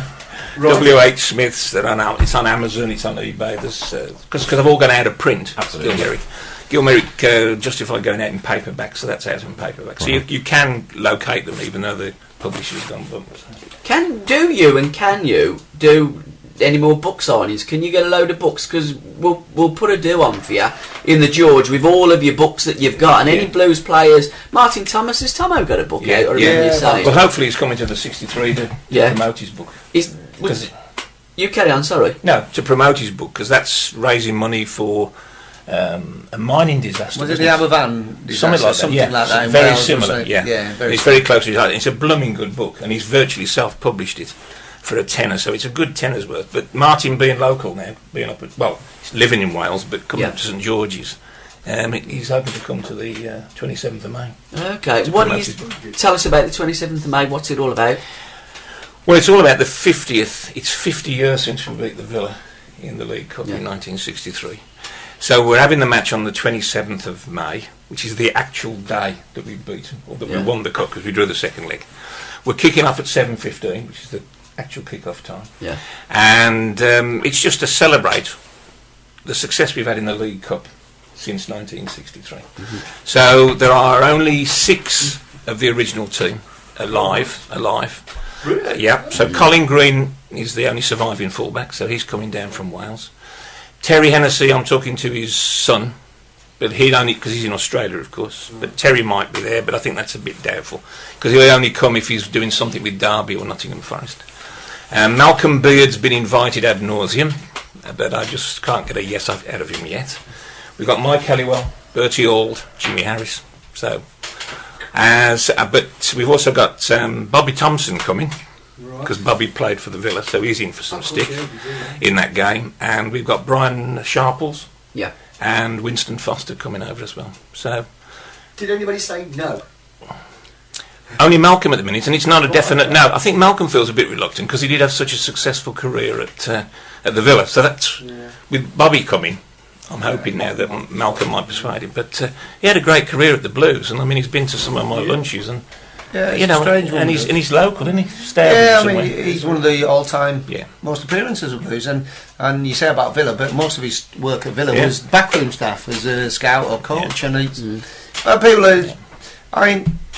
people are different, and Blues haven't always endeared themselves to former players in the way that they've been treated, and that was part of the reason we started up the Former Players Association. Really. But the great thing about the 27th, well, from my point of view, as somebody who still puts his bum in a seat, is that this is for the fans. You know, it's not a corporate do. It's not 60 quid, which is great, but not the average fan can't afford it. So the club have very generously give us the Legends Lounge for nothing, which means that the ticket price is a tenner. It's a tenner. And we're also spreading it along so that we hit the quarter-finals in the 80s. So we got Malcolm Joe from that team. From the 90s, we got Liam Daish and Kevin Dillon coming. Yeah. We got Tatey coming. And hopefully we're going to get some from the 2011. Tom's going to try and get Gardner there. He's away. Is he away? Yeah. This is the trouble. The 27th. That's the problem with current players. I've got a friend of mine's wife to give a handwritten letter to Zigic because they collect the kids together from the same school. Has not got a telephone in Zigic? Hey, Have you got a phone? No, but, well, you know, I think if you go that route, you've got a chance. Sure. But he could be away, or he might not even be at the club. The other thing about the 27th, of course, it is Championship playoff day, so I don't think. I was going to say that's no concern of that. So I've written to the Albion to see if I can get Foster and Ridgewell involved, but I've had no reply there. And I've also been in touch with Stephen Carr's agent. Everything goes through his agent, a guy called Rob Siegel. And I've sort of set in a way, well, he's had a 12-month contract and he only played 20 minutes in a pre-season friendly, so could it possibly turn out for... I think that's part of the difference between the modern player and the player from our days, is that we are much more... approachable. Yeah, really. Absolutely. You know, the players now are wrapped in cotton wool a little bit. You know, in the old days you used to park and the fans were there, and now it's you through the car park, the fans aren't allowed in to watch you. I mean, it was much more a social sport then, and that's not a problem, but it is more difficult, and that's, you know, as somebody who runs the former players team, is something that we're conscious of, that in 5-6 years when the current players get old, there won't be any former player association unless money comes into it. And suddenly if somebody said here's $100,000 for your guys, you'll find all the former players playing, you know, all the current players, and that's what we're talking about, the ladies, and I've seen it, you know, where you get this you know, international 11, former international 11s playing, and that it's about money. If there's money, players will play. Now what we do is we don't charge anything. Villa charge to play Villa All-Stars. They charge quite a substantial amount of money, so the charity has to find that to start with. We've never charged a penny, and we've played probably in 20 games, probably 200 games. Really. And that's why we get such a good turnout. You know, I've organised lots of do's, haven't we, Kev? And it's very rare that we get a no. Or there's a real. I mean, Colin Todd would come, but he's away. You know, there's lots of. I've written to 30 other players, and they just, because they're footballers, with all due respect, they don't actually plan that far ahead. Oh no. So I'm expecting, you know, more to come. But for a tenner, you meet your heroes. The club are going to put a bar on, so they get all the bar money and they get the pie money, because I think we want to keep it that sort of level. So there's pie and beer. Meet your heroes. Tom Russ will do the old MC. We'll have a bit of fun with the heads and tails, but it'll be blue and white. We've got a couple of nice signed shirts, which we're not going to put up. Well, we'll do one as an auction and one as a prize draw. So, you know, it should be a cracking night, and they'll be there to sign photographs, and we've got a not a facsimile, that's the old signs. We've got some scans of the front covers of the two programmes and the team sheets, and we're going to get it on a sheet, knock it out for a tenner, for a pound, and then everybody can use that to get it signed. And they've got something to put on the wall for the 50th anniversary. So, you know, we're not going to rob anybody, but everybody will have a cracking night, and we'll see how much we can raise. You know, that's the joy of it, that's the pleasure of it, is you know, you go to these places, and like you say, they charge the earth to go like 60 it's not top of your head, isn't it? Anyway, Kev, I've got a couple of quick fire questions coming from the Iceman, who always sends me some questions in the week. Thank him very much. Firstly, he says thanks for all the work you do for and all the money raised for the Former Players Association, and in your role with the Players Association, what kind of support do you get from the club? itself? Well- Do they supply kits, etc.? Do they give you free access to club facilities? Come on, Great question. It's It's a time bomb. It's a time bomb. Go for it. Tick, tick, Well, tick. I mean, Former Players Association, they're very different at different clubs. And, you know, funnily enough, the one over the road from us, they're one of the best in the country. I mean, they're massively supported by the football club to the extent where the club put quite a lot of money in. They've got full-time employees. We are not in that position. We were never in that position under the Golds and Sullivan, and we're certainly not in the position now. There are worse people than us who get less off the clubs. You know, we got to say that the club do furnish the former players with match day tickets for a player and their guest for every game, and did so for the Carling Cup final, which we couldn't knock. We would like to see them be much more involved on a number of fronts, but they're as strapped for cash as we are, really. So everything they make goes into the club. I mean, the kit is a funny situation, really, because 5 years ago we asked them for a kit and we're still waiting, and they promised us a kit the other week and we ended up with a set of shirts, but bit like the Warsaw scenario. Yeah, whether they understand that we did need shorts and socks to go with it, And goalkeepers. and goalkeepers. So we do face a battle with them. I think because we are former players, we do get a little bit out of them, and we will get a kit in the end. But it is a little bit galling when you play De Villa and they've got, you know, an home strip and an away strip, and they've got their own sponsors on each, and like we're going at half time, we played them once and it was raining, and they come out in a different strip in the second half to the one first half, and we're like absolutely drenched. So, but It's just a pity their first team's so crap, though, isn't it? but we've always thrived on that, you know. We've always been the poor neighbours in that respect. I mean, when I was coaching the Blues kids, we used to go to Villa and we'd go in the oldest minibus you've ever seen, the Leyland Daft bus that they must have won in 1990. It was falling apart. They'd have three brand new, and we'd go in kit that was 2-year-old, 3-year-old, and they'd come out in the new kit, and I always use that as a motivator. Look, you know, one thing we have got is that badge. Absolutely. And that won't change. And the pride in that badge, they can have all that, but on that football pitch, that don't make Jack's quit. Yeah. And that's how we do it, really. But in terms of supporting the club, I think they give us what they can, which we would like to see more of, really. Yep. You know, to be fair, we've got Alexa on the committee now who works for the football club, and she just put out a new newsletter, which I used to do myself, and she's now doing it. I've not had the bill for it yet, so I'm hoping that might disappear. So we try and maximise what we can get. As I say, we're better than some clubs, we're worse than others. Cool. Recently we've seen the demise of one Mr. Paul Gascoigne. I'm sure there are hundreds of other ex-players out there who are not as well known, that have fallen on hard times. Do you think there is enough out there for these players? No. In a word. No, without doubt. And you know, as much as we wish Gaz well, and we hope that, you know, he gets the support, but there's hundreds of players. And one of my arguments with the former players, the Professional Footballers Association, is that they look after the high profile ones. And there's guys down.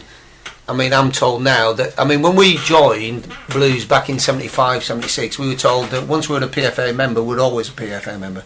I'm told now that we're not quite that. So, you know, part of it was, whatever age you are, whatever you need, the Professional Footballers Association, Gordon Taylor and his crew, will look after you. I'm not sure that's the case now, and I know a lot of former players who have got not just drink problems, but medical problems, and there's no support for them. But if you're a Premiership player, they're right behind you. Right. Yep. And I think that's an issue that really needs to be looked at. You know, all this money spent. The Premier League players, they don't need looking after anymore. If they can't look after themselves, then God help them, really. Yeah, but there are absolutely. people who give good service down the leagues at lower league clubs that didn't earn that kind of money, that do need help. You know, whether it is for operations, knee operations, ankle operations, back operation, whatever it is, they need support, and I believe that they're not getting it because the PFA haven't got the money to do it. He says, also, we all know about the hard work you do down at Wast Hills, and do you think the club are on the right track with developing young players?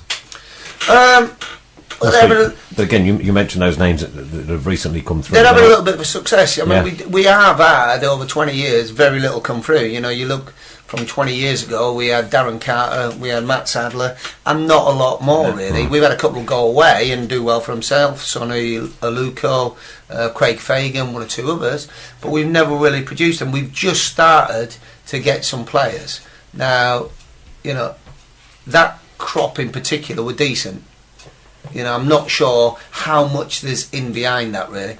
They've been very lucky that the club is in the state it is, because, you know, had we had a full squad to pick from, had we had a club that was investing in players... you probably wouldn't have heard of any of these names. Not a lot of those players. Yeah. David Murphy is fit, Mitch Hancock don't get games. Stephen Carr's fit, Will Packwood don't get games.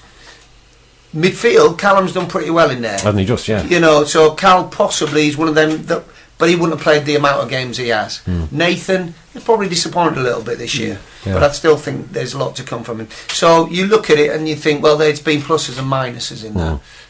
How much more we've got to come, we'll wait to see, really. But it is down to a lot of them getting opportunities. All right, going back to your playing career, who was the best player you played alongside, and who were your toughest opponents? Well, you look, and I mean, I've been fortunate that we have had some phenomenal players down there. You know, what we never really had was a phenomenal team together. You know, we had a good side under Ron Saunders with Mick and Tony and Oppie and all those, and we had a good team under Jim with Mark and Davey and Joe and Curbs and Dill. And if you'd have put them all together, would have been okay. So we've had some terrific individual players. I mean, Trevor would always be right up there near the top of the list, really, because of what he is and what he was. Kenny is always one of my all-time favourites because of the way he was. You know, he could play at the back, he could play up front, he could score, he could defend, he could play in midfield.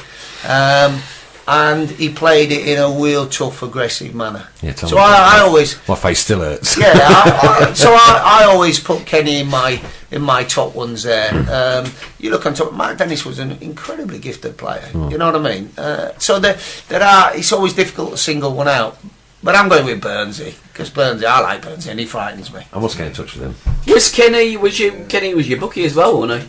Kenny was the club bookie, yeah, when I played there. That doesn't surprise. Yeah, you actually told me. The club's always had a bookie. You know, we always had a bet, and he would take all our bets. But he never paid out, did he? No. And nobody asked him for the money. That's why Joe got involved, didn't it? No, if he said we didn't win. I'm sure mine good first.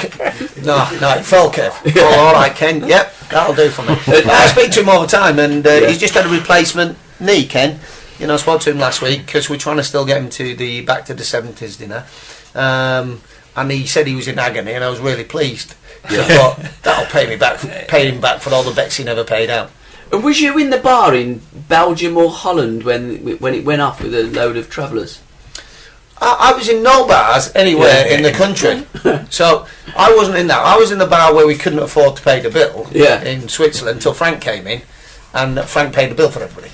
We went to Switzerland and we're thinking like, oh, this is all right, we'll drink all night, put it on the tab, came to the closing time, the tab came, it was unbelievable, by the way, and we looked round and nobody had enough money, so all the shutters come down. So we're thinking, what the hell do we do now? I've got an idea, I'll ring Frank. So we rang Frank came in with his wedge and just settled the bill, like, you know, it was... oh no, we've had some really good, interesting evenings out. Yeah. And Sweden? No, Sweden, I didn't do the... Well, I did Sweden, but I didn't do the nights out in Sweden. Oh, right, okay. You know, I didn't do those, I was wrapped up. So it weren't you? No, it weren't me. I was wrapped up, I try to stay out of trouble, really. Yeah. And Iceman has asked me to ask you next time you're in Wilson's, get Billy Coyle to give him a ring. Oh, the Coyle, yeah, he's top man. I mean, when I retired, I was asked to play for one or two clubs, as you do, and I got to the stage where I didn't want to play for money anymore. So I didn't feel that I had to go and play for anybody, because if I took the money, I'd feel obliged to go and play. So I went and played for Noel, and Billy Coyle, an Irish guy in there who was chairman. Absolutely fantastic. So I said I'd go and play for beer money, So Billy didn't realise how much it was going to cost him. Billy always paid him, and we would still be in the Wilsons at 8, 9 o'clock at night till his wife used to come in and throw him out. But what a terrific guy. I still talk to him. I still go out for a meal. Me and my wife go out for a meal with him and his wife, and you just meet great people, don't you? In football you do meet great people. And the Coil, as I like to call him, he's one of the best people I've ever, most generous, kindest guy. So he's absolutely right. I will say hello to the Coil. There you go. Well, that's Can I ask one of the absolutely. very final questions? It's come up twice actually, and someone has said that when you were playing on the pitch, what did Keep Right On sound like when you were playing? When it was in full voice, could you hear it? Yeah, I mean, it was an emotional song. You know what I mean? And you know, it's very historic in blues history, really. That it is their song. You know, it isn't. Nobody else has got that song. I mean, Ipswich tried to get it a couple of years ago, didn't they? It is our song. It came from Alex Govan. It is what we're about. During the game, sometimes could be difficult, but if there's breaks in games or before the game, when they sung it, you listen to it, and it was one of those that you then realised what you were doing. You were playing on behalf of all those people that were singing it, really. And the thing about blues, they sang it with heart and feeling. You know, they sang it like it was. Have you it was like, and it was like going into battle then for them. Yeah. You know, we were. I mean, it sounds stupid, but we were their chosen people, really. Not that they chose, as the manager chose, but we were their chosen people to go on that pitch and go to war for 90 minutes under their colours. And there was plenty of wars back then, weren't there? we had a battle Plenty of battles. I mean, the booking system helped that you could literally mug, decapitate without ever feeling you were going to get a yellow card. Certainly never got a yellow card till the second half, you know what I mean? So you were never under too much restraint, really, and it was quite nice, you know, to be able to do that without worrying too much. But it was the way the game was. And you know, somebody said earlier about making tackle. I thought Callum Riley last week against Sheffield made one of the best tackles I've ever seen, and he gets a free kick against him for it. You can't take that out of the game, the British game. Otherwise it is going to become a five-a-side game. It is going to become a possession game, and football's not about that. It's about, you know, 11 players with heart and desire playing to the maximum of their ability, both physically and mentally. So yeah, we got a chess game, but we also got a boxing match. Yeah, but looking back, looking back at in your era to now, it's just so completely different. Oh yeah, I mean, sports science has taken over, and they're more athletic. They live better lives. They get better paid for it. You know, it's like. No, I'm all about the battle side of it. Yeah, but it's all the culture, isn't it? Yeah. It's all the culture and how it's changed, and you know, tackle from behind was horrendous. And it had to be taken out, and I have no problem with that. Absolutely. But they're tackling 2-footed tackles come out of the game. But you can still make good tackles. As a fan, I like to see there's much in a good tackle as there is in a good pass, and I think that's where the game's changed now. It's all not everybody, but people want to see passing. 10 passes, 10 passes a goal. No, it's not. I want to see a shoulder barge. You want to see a tackle. Get in. You want to see a tackle. You want to see somebody, really straight, a Michael Johnson, if you like, where he's really, but he's clearing balls. You know, that's part and parcel of what the game's about. Those questions were actually from Frosty. Excellent. Ben Frost. Just one little last thing. My friends up at Bucky Thistle last night played, and a guy gets sent off. So he gets red carded, in the first half, and then he gets red carded again twice in the second half. He got 3 red cards in one game.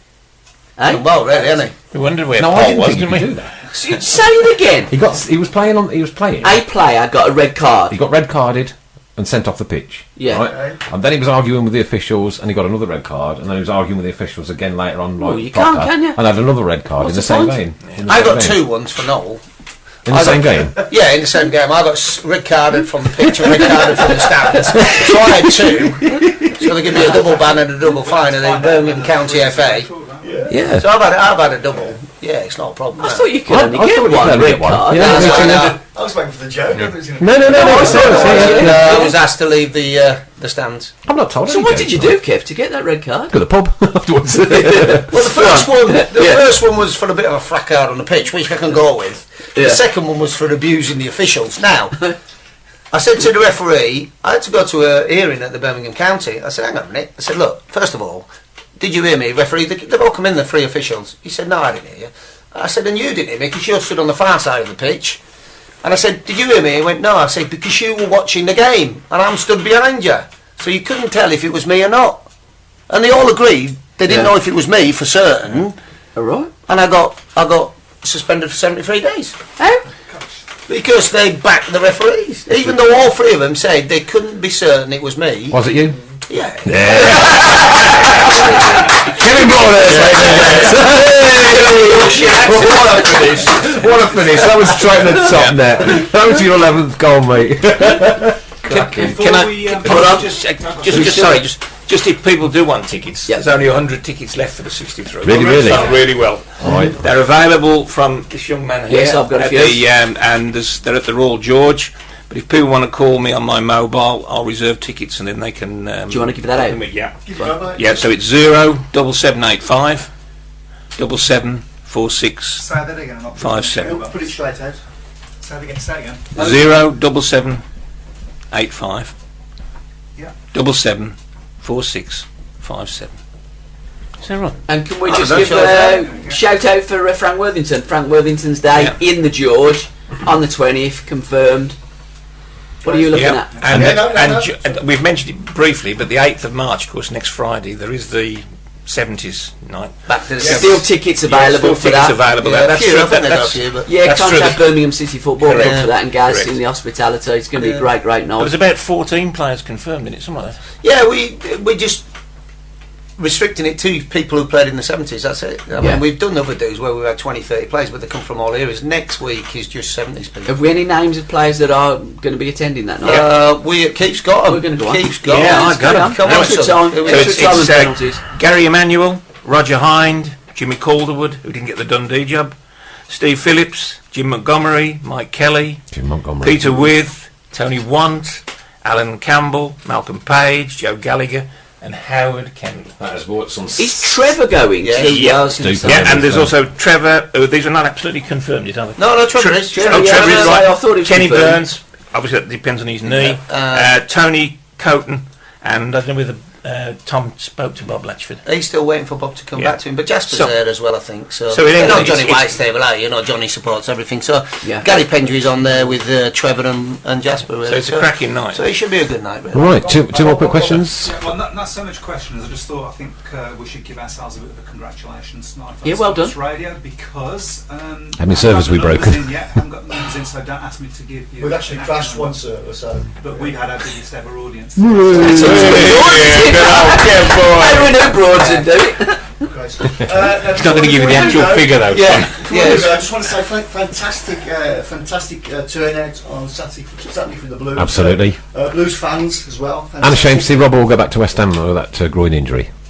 Yeah. So I'd just like to give a pat on the back to the Blues fans, especially the Forza. Yo. Good lads. And the bus. And the bus, and the Johnny Green bus.